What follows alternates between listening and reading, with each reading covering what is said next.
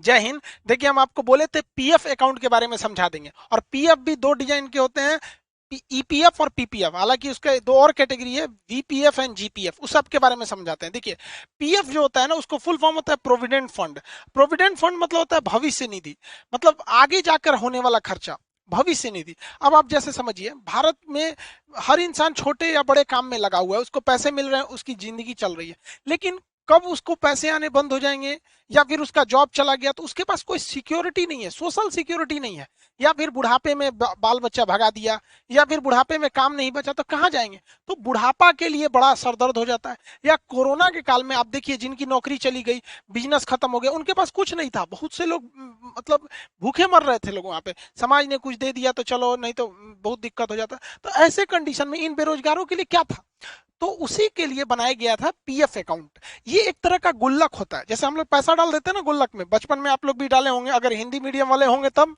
CBSE वालों का क्या ही पूछना, वो लोग गुल्लक भी रखता है लोग, तो जितना गुल्लक में पैसा नहीं रहता है ना सीबीएसई वालों का, उससे महंगा उनसों का गुल्लक रहता है। अलगे दुनिया का है सो। हम लोग का तो ये बचपन में हम लोग 1 रुपया खरीद के लाते थे, और घटता था ना तो उसमें से तनी तनी निकाल लेते थे, पूरा नहीं, फोड़ देंगे तो खत्म हो जाएगा। तो ऐसे ही एक गुल्लक सरकार ने बनाया है, जिस गुल्लक को कहते हैं प्रोविडेंट फंड। अब बार बार प्रोविडेंट फंड या भविष्य निधि तो कहेंगे नहीं, इसलिए इसे क्या कहते हैं, पीएफ कहते हैं, प्रोविडेंट फंड शॉर्टकट में।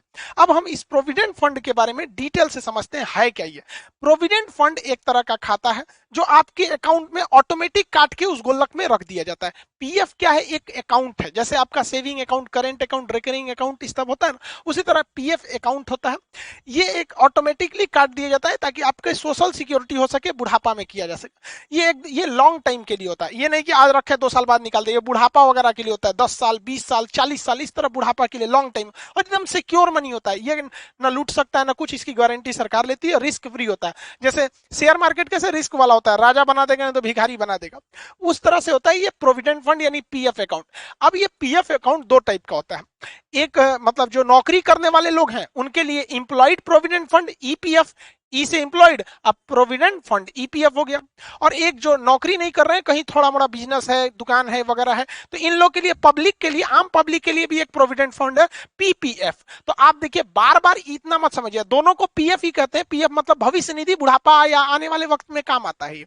बस ये नौकरी करने वालों के लिए ईपीएफ होता है, और जो नौकरी वगैरह नहीं कर रहे हैं, छोटे मोटे दुकान है, बिजनेस व्यापार कर रहे हैं, उनके लिए पीपीएफ होता है। दोनों एक प्रकार है किसका, पीएफ अकाउंट का, इसलिए अमूमन दोनों को लोग पीएफ ही कहते हैं। हालांकि हम दोनों में अंतर बताएंगे कभी, लेकिन बीच बीच में हम पीएफ बोलेंगे तो आप समझिएगा। चलिए हम दोनों में अंतर समझ जाते हैं।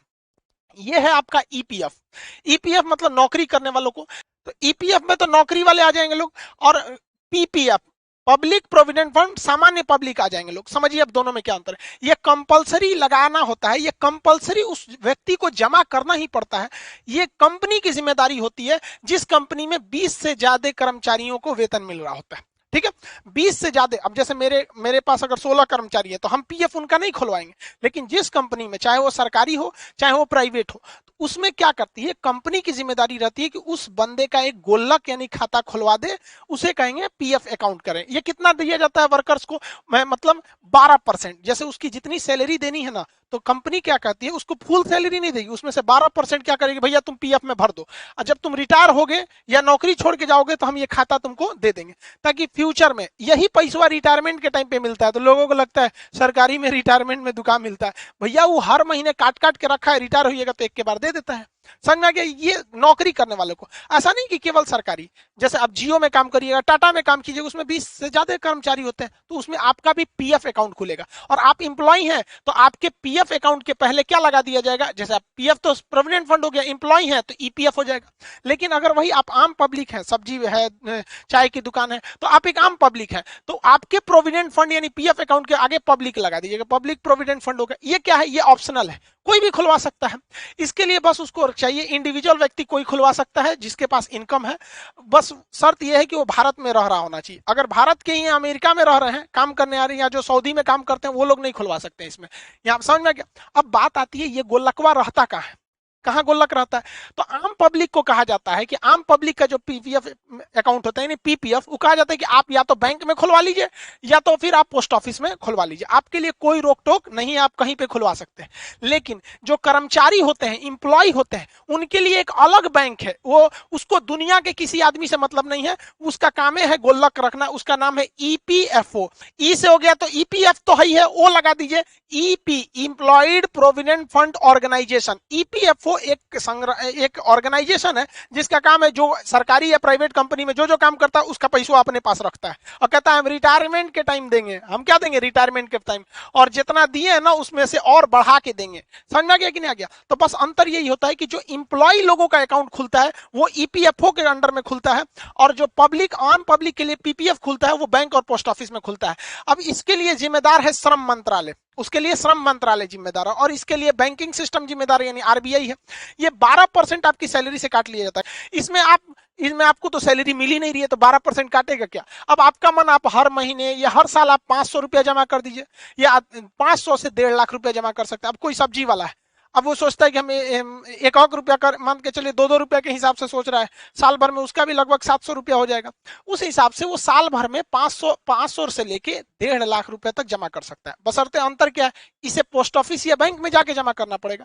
और इंप्लॉय प्रोविडेंट फंड में क्या होता है, उसकी सैलरी से कंपनी खुद ही काट लेती है और कहती है कि देख तुम्हारा 1 लाख मान के चलो, तुम्हारा 50,000 सैलरी है, तो 12% हम तुम्हारे में से डाल दिए किसमें? तुम्हारे ईपीएफओ के अकाउंट में, ईपीएफओ के अकाउंट में। समझ में आ गया कि नहीं आ गया? किसी को दिक्कत? इसमें जो ब्याज मिलता है वो 8 से 9% ब्याज मिलता है, यानी जितना पैसा जमा किए जब आपको सरकार लौटाएगी, ईपीएफओ लौटाएगी तो 8 से 9% ब्याज देगी। जबकि इसमें जो आम पब्लिक के लिए है, तो आम पब्लिक के लिए देख रहे हैं फिक्स भी नहीं है, कोई 500 दे रहा है, कोई 1.5 लाख दे रहा है, तो इसमें थोड़ा ब्याज कम मिलता है, उससे 1% कम।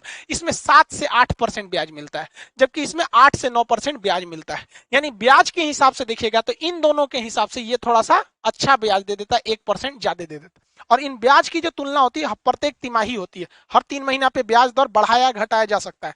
सरकार अगर ब्याज बढ़ा देती है तो आपको फायदा है, सरकार घटा देती है तो आपको घाटा हो जाता है। अगर सरकार कह दे कि हम 10% ब्याज देंगे तो आप ही के पैसों पे ज्यादा ब्याज मिल जाता है। उसके बाद देखिए ये कब कंप्लीट होता है, तो ये इंप्लॉय लोगों के लिए है, ये वाला प्रोविडेंट फंड जो है भविष्य निधि इंप्लॉय के लिए है। तो कहा जाता है इसकी मैच्योरिटी यानी ये कब पूरा होगा, जब आप रिटायर यानी सेवानिवृत्त होंगे तब। अब ये तो बिजनेसमैन या छोटे मोटे व्यापारी के लिए था, ये लोग तो रिटायर होते नहीं है बेचारे, तो इनको कहा गया है देखिए आपका टोटल पैसा जो है वो 15 साल बाद लौटाया जाएगा। तो आप कहेंगे काहे लौटा रहा है, तो सुनिए ध्यान से, आपका हर महीने जो 12% ईपीएफ के रूप में यानी पीएफ अकाउंट में कट रहा था, वो जब आप रिटायर होंगे ना तो उसमें 9%, 8 से 9% ब्याज जोड़ के वही आपको दे दिया जाएगा। समझ में आ गया? उसी को कहा जाता है रिटायरमेंट के बाद भी सरकारी में पैसा मिलता है। इसमें भी है, आप 15 साल तक जमा कीजिए और उसके बाद आपका जब 15 साल बाद निकालिएगा तो आपको 7 से 8% जो उस समय का रेट रहेगा उस रेट से आपको पैसे मिल जाएंगे। अब आप एक बार में निकालिए या उसमें महीना महीना बनवा दीजिए, वैसे रिटायरमेंट के टाइम पे आप एक बार में पैसा निकालिए, महीना महीना बनवा दीजिए। लेकिन मान के चलिए कि कोई व्यक्ति है, वो सरकारी कर्मचारी है या प्राइवेट कर्मचारी, मान के चलिए प्राइवेट है, तो प्राइवेट भी इंप्लॉय है तो उसका भी जो प्रोविडेंट फंड यानी पीएफ अकाउंट होगा वो तो इंप्लॉय है तो ईपीएफ ही होगा। अब उसको बीच में पार्शियल विड्रॉल करना है, बीच में पैसा निकालना है, उसको रिटायरमेंट तक नहीं रखना है, तब तो कम से कम 5 साल बाद वो पार्शियल विड्रॉल कर सकता है। कम से कम 5 साल रखेगा। कब? एक कंडीशन है, उसके यहाँ शादी ब्याह पड़ गई बेटा बेटी का, या उसको दवा में इमरजेंसी आ गया, एजुकेशन के लिए लेना है, बेटा बेटी को पढ़ाना है, कहना है कि भैया इस सैलरी से नहीं हो रहा है हमारा है, थोड़ा सा दे दीजिए, लड़का का फीस जमा करना है, तो शादी मेडिकल एजुकेशन या इमरजेंसी में आप 5 साल बाद कुछ पैसा निकाल सकते हैं, पार्शियल विड्रॉल, ना कि पूरा निकाल लेंगे। इसमें भी सेम कंडीशन है, 5 साल बाद पार्शियल विड्रॉल कर सकते हैं। कितना अच्छा है, जैसे आप भी गुल्लक रखते हैं तो जब देखते हैं कि कुछ नहीं हो रहा तो पार्शियल विड्रॉल कर देते हैं, कुछ सिक्का उच्चा डाल के इसे निकाल लेता है, 1-2 रुपया आदमी बचपन में निकाल लेता था। तो इसमें दोनों सेम होते हैं सब। इसकी सबसे बड़ी खासियत होती है इन दोनों की, ये दोनों की दोनों डेब्ट लायबिलिटी 0 होती है।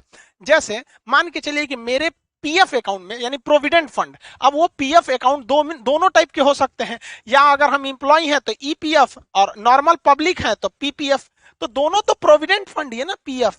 मेरे पीएफ में 4 लाख रुपया है सपोज, और हम बैंक से कर्जा लिए हैं 5 लाख रुपया, और हमारा ना खेत है ना घर है ना कुछ है।